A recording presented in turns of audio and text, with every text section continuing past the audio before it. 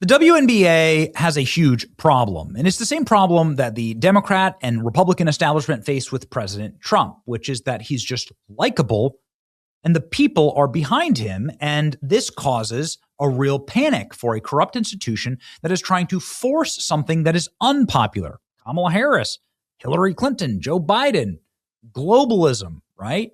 Communism. Well, when you have a messenger that delivers the message of the people for the people, you start filling arenas, just like MAGA did. There's a reason why people call Sophie Cunningham MAGA Barbie, and people are starting to fill the arenas to watch her and Caitlin Clark. They're two of the most famous, powerful, happen to also be beautiful. They're white players in a league that is, of course, rife with identity politics, that hates white people, that is constantly asking them to check their privilege. They say no. And in fact, they're having a great time doing it. Sophie Cunningham hopping up on the bar and dancing the night away after the game in Indiana. It looks like she's having a great time. It's hard. It's hard to dislike this. And this is the energy that actually ends up winning. And she is winning. She's not apologizing for saying that there should be no men in this woman's sport. And for saying that, and for not backing down, well, it's caused an absolute crisis, and people are losing their minds. And this is the Fever game last night, and you can see Angel Reese versus her nemesis, Caitlin Clark, in a very memeable moment. An air ball, then a missed easy layup, and another missed easy layup, and they lose the game.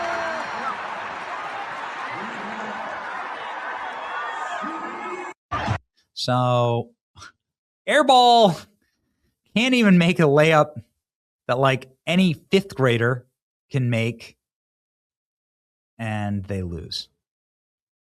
And a meme is born. You can see Caitlin Clark laughing her butt off at Angel Reese behind.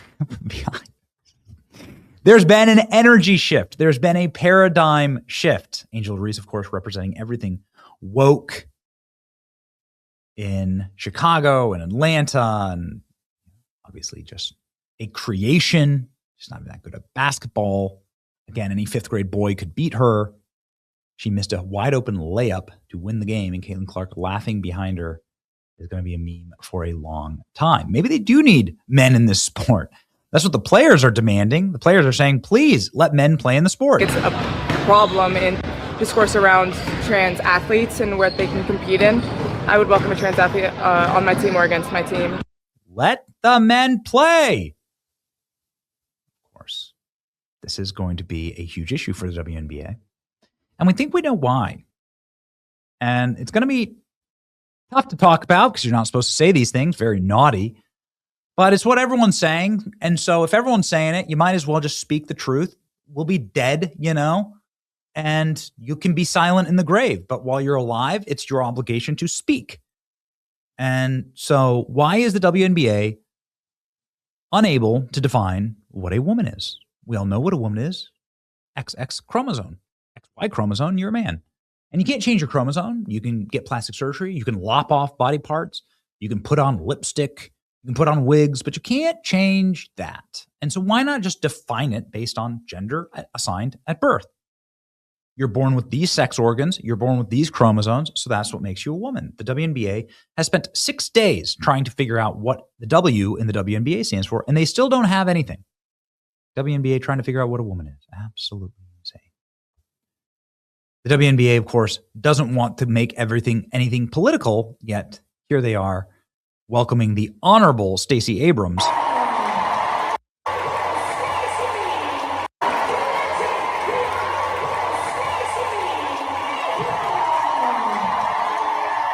The Honorable Stacey Abrams. Well, what has she done that's honorable?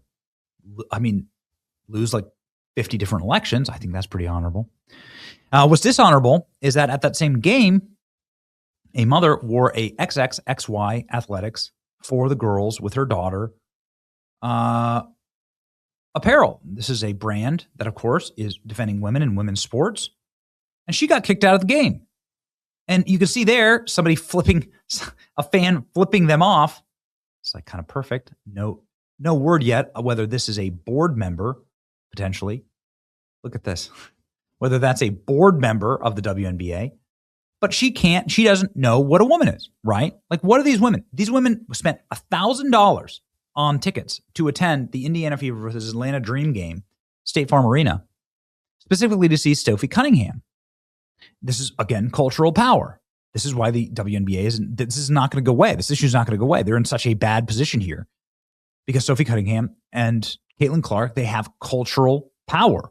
People love them. People are buying tickets that would never care about the WNBA. They wore an XXXY shirt and sported the same message. The back of the daughter shirt simply read, "For the girls." The arena staff gave them two options: cover their shirts or leave. They were handed shirts to put on over their own. Just a reminder, the Honorable Stacey Abrams was cheered from the rafters at the WNBA. Earlier in the game, a woman wearing a protected trans rights shirt was prominently featured in the Jumbotron.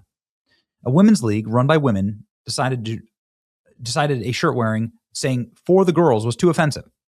Meanwhile, State Farm Arena put up a pro-trans message on the big screen, but won't allow the shirt that states basic biological truth. WNBA and stadiums like State Farm Arena continue to be a national embarrassment. So they kicked them out. It begs the question, what is so offensive or scary about this message? The genetic message of gender. The genetic message of biological sex, right? Whatever you want to call it.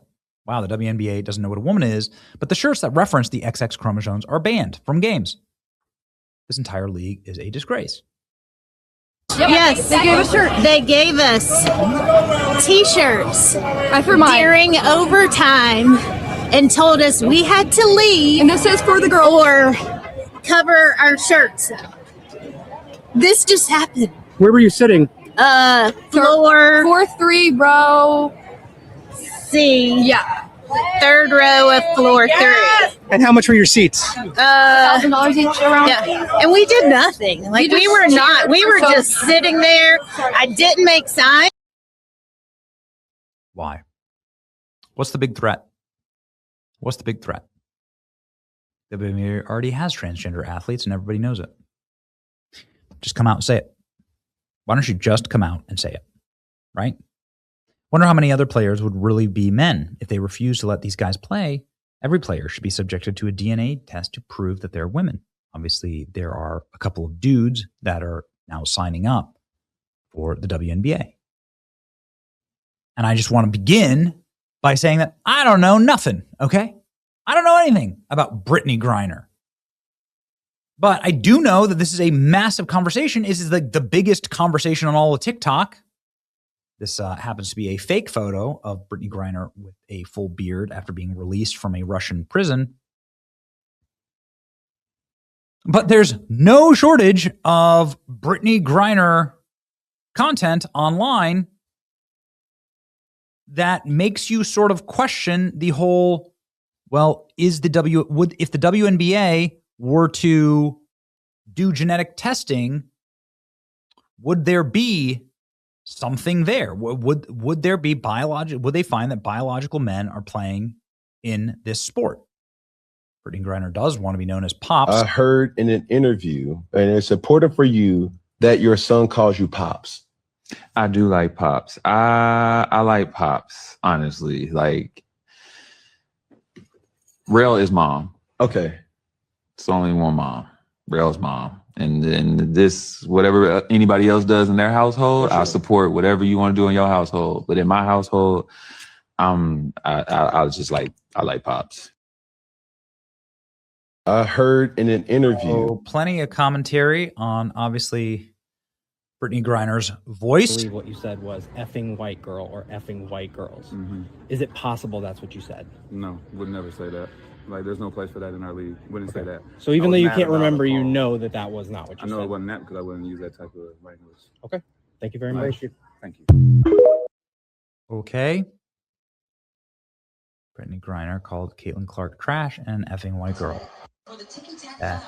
Trash, effing white girl. Oh, okay. Or effing white girl, right? What do you notice about WNBA star Brittany Griner? This video's Been all over social media again. Like, at some point, you just gotta let it ride. It's not just me saying it. Brittany Griner files for divorce from wife who fought to free Brittany from Russian custody. Just a reminder that there was a massive trade in 2022 between the Biden administration for the Russian arms dealer, the merchant of death, Victor Bout, for Brittany Griner, a 1-for-1 prisoner exchange. Okay, why would the U.S. government be so invested in getting Brittany Griner out of a Russian prison? Griner was booked on like a weed charge, like a weed pin or something. Okay, whatever. You're going to trade some international arms dealer for that? That is not a fair swap unless there's something else going on. Unless there's some agenda that could be exposed. Unless the WNBA and the powers that be that ran, of course, the gender-bending madness on all of us, had this as state policy, right? That we could mutilate children, make every single passport a Zazer passport. Like, unless the entire game was going to be given up and there's something bigger at stake, something with a military-grade problem that you needed to solve here by getting Brittany Griner back into American custody.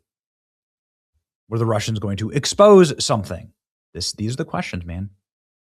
These are the questions. Joe Rogan asking the exact same question, right? Saying the exact same thing. NBA. Here's something or fun. No one's trying to stop that. Here's something fun. Wait till someone in WNBA comes out as a man. That's the rumor. There is a rumor, solid one. I'm not going to say who, but did they wipe their name off the record books? Maybe that's why they're holding off. They probably should. They should. Well, if you look at Pete Rose is Caitlyn in the Hall of Jenner, Fame. Yeah. That's why they're holding off. That's the biggest podcast in the world, of course. So they're allowed to ask questions, and so are we. This seems like the only real logical reason why the WNBA would not go based on the chromosomes is that they would have to then test every player, and they'd have to announce that there are a few, 1, 10, 100 men playing in the WNBA already, and that they're just too woke to notice. And that's always been the agenda, right? To let the men beat up on the women. The actual righteous people are standing against that. So they have to admit they were wrong, which is going to be nearly impossible for a corporate board full of women to do. So I guess we'll see. What do you think is going to happen? They're in a pickle here, man. A real pickle.